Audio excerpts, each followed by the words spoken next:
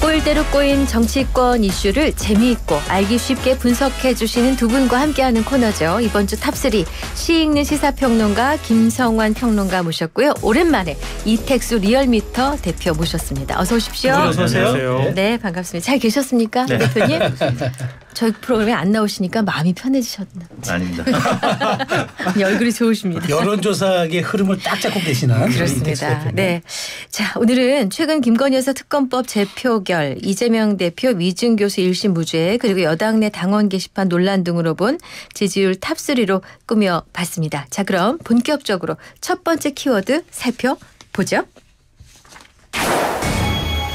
네, 첫 번째 키워드는 윤 대통령 국정 동력입니다. 네, 지난달 이제 대국민 담화 이후 그 보수층이 지난달이 아니죠. 그러니까 올해 이번 달 초죠. 네. 대국민 담화 이후 보수층이 이제 상당히 결집하면서 윤 대통령 국정 수행 지지율이 대부분 여론조사에서 20%대를 회복하는 추세를 보이다가 오늘 갤럽 조사를 보니까 긍정 19에 부정 72 정도가 나왔습니다. 이걸 어떻게 해석을 해야 되죠? 네, 이택수 대표님. 네, 한국 갤럽이 자체 조사였고요. 지난 26일, 28일 화요일부터 목요일까지 전화 면접 방식으로 실시한 조사입니다. 중앙선거론사 심의위원회 홈페이지를 참고하시면 되는데요. 한국 갤럽 윤 대통령 긍정평가가 19%로 나왔고요. 네. 부정평가가 72%로 나왔습니다. 윤 대통령 지지율은 이제 11월 첫째 주에 7%까지 떨어진 적이 있었는데 네. 그 다음에는 이제 소폭 반등해서 11월 2주 차에 20%를 기록했다가 지난주에도 좀 횡보했었는데 네. 이번 주에 1%포인트 빠진 수치인데요. 네. 사실상 횡보죠. 네. 다른 조사기관들은 뭐 리얼미터를 포함해서 또 오늘 발표된 CBS 한국사회론연구소 조사 네네. 등은 횡보하거나 좀 오른 것들도 있고요. 그렇죠. 네네. 한국사회론연구소 이제 말씀드린 김에 소개를 네. 해드리겠습니다. 네. CBS 의뢰로 한국사회여론연구소가 조사한 내용인데요. 역시 중앙선거여론사 심의위원회 홈페이지를 참고하시면 되겠습니다. 윤 대통령 지지율이 27.9%로 다른 조사기관들이 자동응답 방식이 한 20% 네네. 중반 정도 나왔는데 지금 KSI 조사도 27.9%로 네. 나쁘지 않은 지표가 나왔는데 한국 갤럽 조사는 19% 횡보는 했습니다만 10%대로 떨어졌다는 그러니까. 그 상징성 때문에 20%포인트 차이긴 한데 네, 많이 회자가 되고 있는 것 같습니다. 네. 그럼 리얼미터도 마저 해주세요. 네, 리얼미터가 지난주 월요일부터 금요일까지 에너지경제신문 의뢰로 조사한 내용이었고요. 자동응답 방식이었고 중앙여심위 홈페이지를 참고하시면 되겠습니다. 리얼미터는 2%포인트 오른 25.7%였었고요. 네. 6주 만에 이제 25%를 넘겼던 거였는데 지금 이번 주도 계속 조사를 하고 있습니다. 네. 이제 오늘까지 네. 마감을 하면 다음 주 월요일에 발표할 텐데 대통령 지지율이 지금 뭐 해외 순방 효과도 있고 해서 네. 네. 리얼미터는 횡보 내지 소폭 상승할 가능성도 그렇죠. 좀 네. 있어 보이거든요. 네. 네. 갤럽은 아무튼 좀 빠졌다는 거 하고요. 한국사회론연구소는 26일, 27일 조사한 거고 자동응답 방식이었습니다. 근데 예. 제가 하나 궁금한 건데 네. 갤럽은 주관식이죠. 네. 그다음에 나머지는 ARS. 그러니까 약간 정치 고관여층과 저관여층의 차이인가요? 그 약간 애매한 지점이 있네. 세 가지가 있습니다. 첫 네네. 번째는 한국 갤럽은 척도가 이제 2점 척도인데 네. 이제 어느 쪽도 아니다라는 또 하나의 척도가 있습니다. 어느 쪽도 아니다.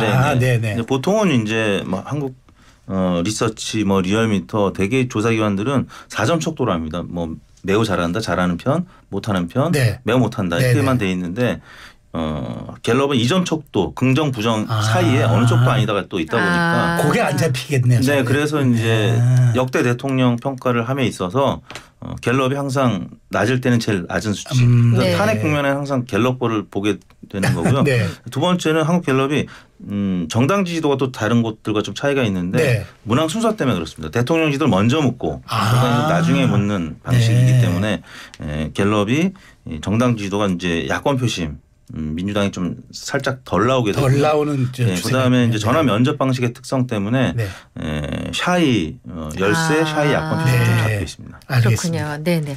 자, 이제 부정평가 이후에 1위가 그동안에는 의대 중원 문제, 김건희 여사 문제 1위였었는데 최근 조사에서는 경제정책에 대한 평가가 지지율 부정평가에 반영된 것으로 보이거든요. 네. 1위가 바뀌었습니다. 이것에 대한 평을 좀 듣고 싶습니다. 네. 좀 더 세부적으로 말씀드리면요. 그동안에 경제 민생 물가가 부정평가 항목엔 계속 올라 있었어요. 네. 올라 있었는데 김건희 여사 리스크가 좀 떨어지면서 경제 민생 물가 요인이 가장 부정평가 요인 중에서 가장 높게 나타났거든요. 네. 그러니까 2%포인트가 증가한 15%가 잡혔고요. 김건희 여사 리스크는 앞서도 말씀하셨던 것처럼 11월 7일 날 윤 대통령의 기자회견이 있었잖아요. 네, 그랬죠. 그때 제가 그 다음 주에도 말씀드렸지만 1차 저지선이 마련됐다 이렇게 표현을 했었는데 네. 그 당시에 윤 대통령의 긍정평가가 17이었는데요. 네. 그다음에 20 그리고 난 다음에 이번에 19가 됐거든요. 그러니까 그때 김건희 여사 리스크가 17이 나올 때 19%로 가장 네. 부정평가 요인 중에서 높았어요. 근데 그 다음부터 16, 14 그다음에 지금 12가 됐습니다. 그러니까 김건희 여사 리스크는 점점 줄어드는 경향이 나타났는데 경제 민생 물가에 대한 국민들의 우려 이런 것들은 부정평가 요인으로 점점 높아지는 현상이 나타났다 이렇게 보이고요. 그다음에 긍정평가 요인을 보면 이게 이제 윤석열 대통령의 지지율을 조금 움직이게 한 효과라고도 볼 수 있는데 외교에 대한 평가가 제가 지금 말씀드렸던 같은 기간 동안에 23, 28, 39, 41. 네. 그러니까 그러니까 최근에 윤 대통령의 외교에 대한 활동이 좀 활발해진 편이잖아요. 그런 부분에 대한 일종의 보수층이 좀 반응하는 측면이 있었다 이렇게 보이고요. 네.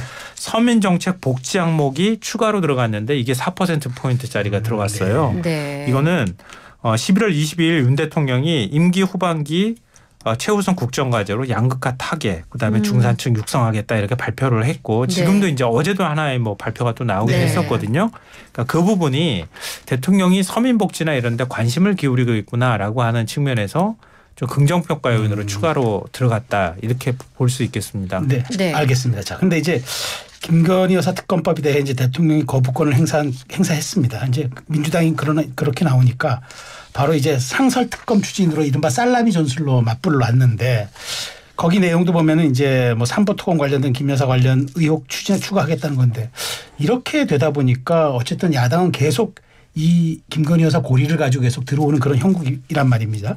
그러다 보니까 이제 윤 대통령이 과연 이런 횡보 추세의 지지율에다가 야당이 계속 김 여사 고리를 가지고 들어올 경우 국정 동력을 회복할 돌파구가 좀 만만치 않아 보인다 이런 좀 지적이 있습니다.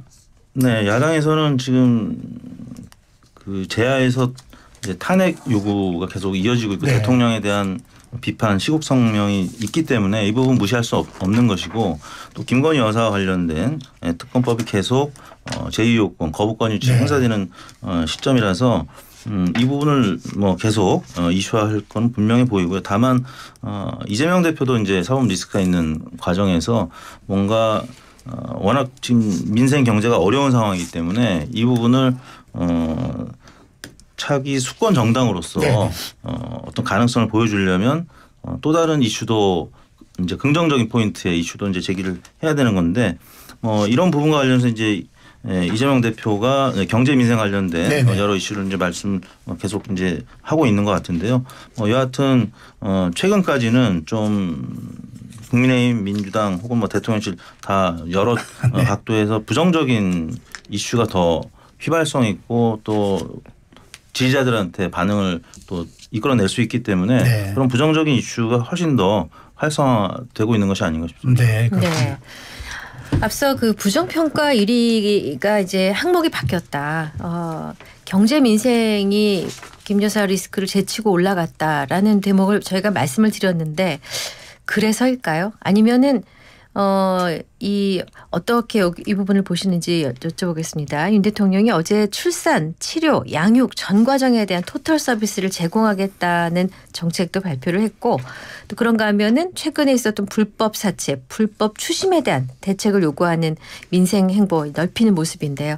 이런 국민 체감 정책이 바로 아까 말씀한 부정평가에 대한 반응일까요? 아니면은 이것은 더 앞서서 해결해 나갔다라는 의지일까요? 네, 앞으로 좀 지켜봐야 될 것 같긴 네. 한데요. 네. 국민들이 제일 민감해하는 부분이잖아요. 네. 특히 이제 윤석열 대통령이 이제 취임 이후에 민생 물가나 뭐 서민 복지나 이런 부분에 대해서 크게 신경을 안 썼다고 하는 게 국민들 전반의 평가이기도 합니다.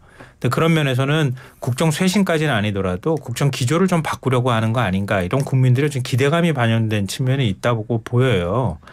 윤 대통령이 지금 이제 뭐 양극화 문제 해소라든가 이런 것들을 얘기하는 거는 어찌 보면 좀 고육지책인 측면도 있어요. 왜냐하면 임기 중반에 지금 얘기를 하고 있는 거거든요. 네. 중반이 지나서.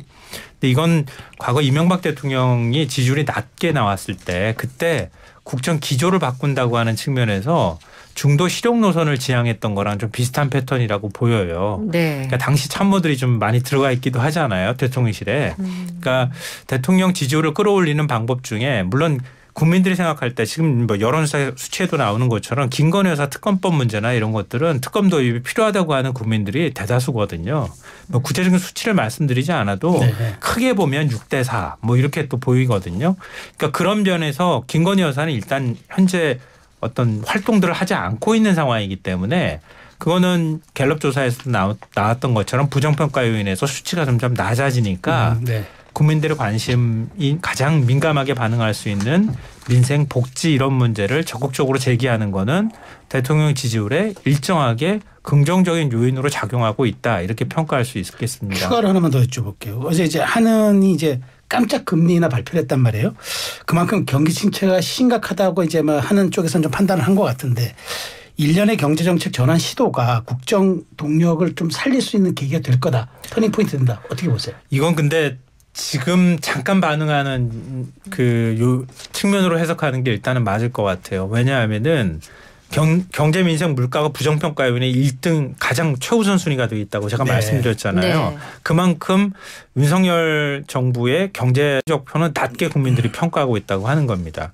또 역으로 보면 지금 민생 경제가 국민들이 체감하는 경제는 굉장히 안 좋다고 표현할 수 있거든요.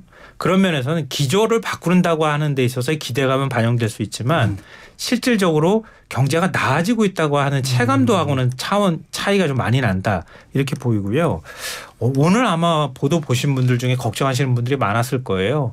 어제 한국은행이 내년도 경제 성장률을 1.9%로 네. 예상을 했거든요. 네. 근데 내년이 문제가 아니라 내후년이라고 하는 얘기가 나옵니다. 한국은행의 내후년 경제 성장률 수치가 1.8이에요. 내년보다 더 낮게 본다는 뜻이거든요. 그러니까 우리 잠재 성장률이 2.0%거든요.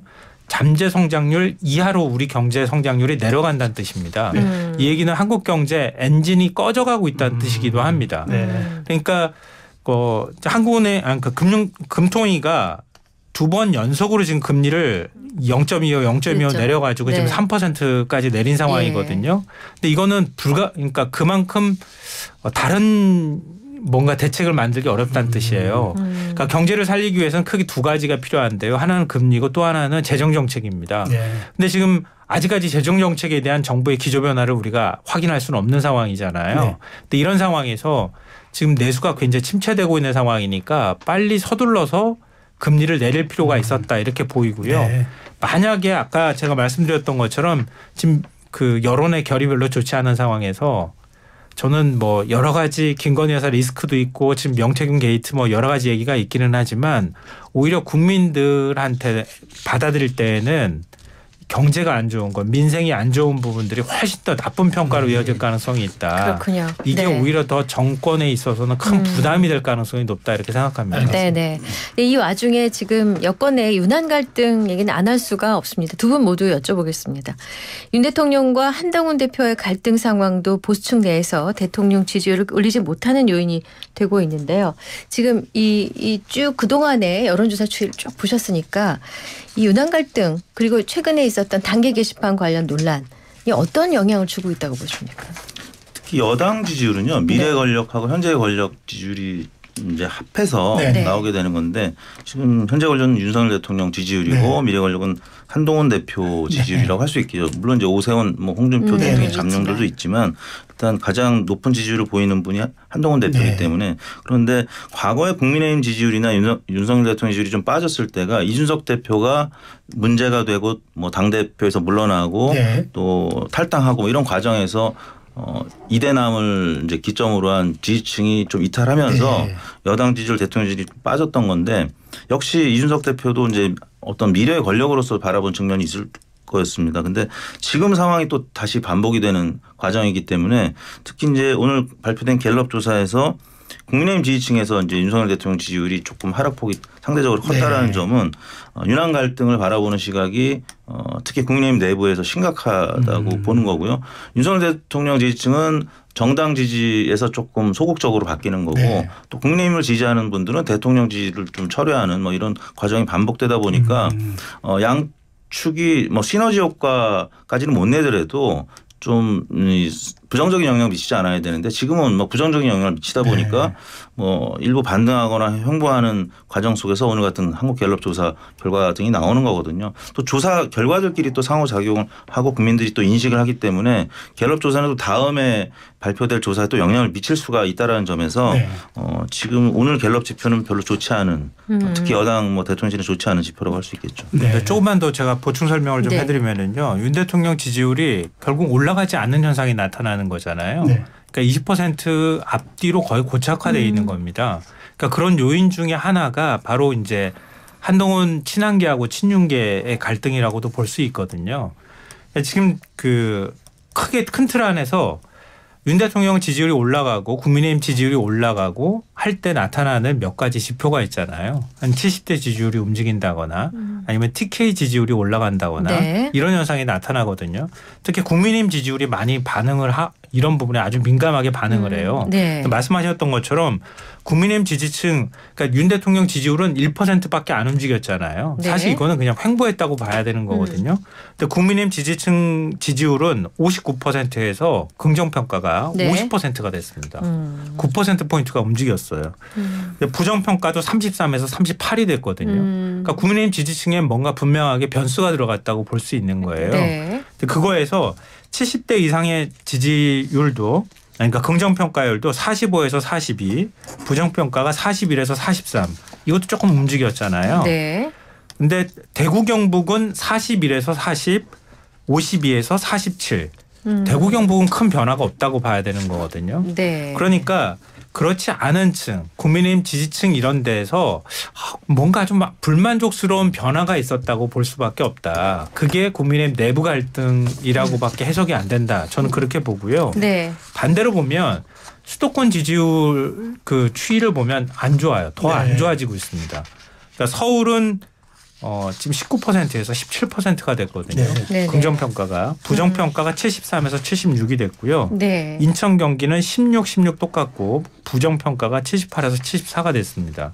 그러니까 인천 경기보다 서울의 지지율이 더 안 좋아졌다는 얘기거든요. 그러니까 이거는 윤 대통령이 큰 변화를 지금 국정쇄신에 대한 뭔가의 어떤 대책이나 이런 것들 가시적인 어떤 대책을 내놓지 않고 있다고 하는 실망감 네. 그리고 국민의힘 내부에서 갈등들이 계속 지속되고 있다고 하는 실망감 이런 것들이 동시에 수도권에서 특히 서울에서 어떤 여론 지지율에 부담을 주고 그다음에 국민의힘 지지층이나 이런 데에서도 부정평가를 높이는 긍정평가를 낮추는 요인이 되고 있다 이렇게 볼 수 있겠습니다. 네, 지금 말씀하셨던 그 베이스는 갤럽 조사 얘기 주신 네, 거죠? 갤럽 조사 기준으로 말씀드리는 네, 겁니다. 알겠습니다.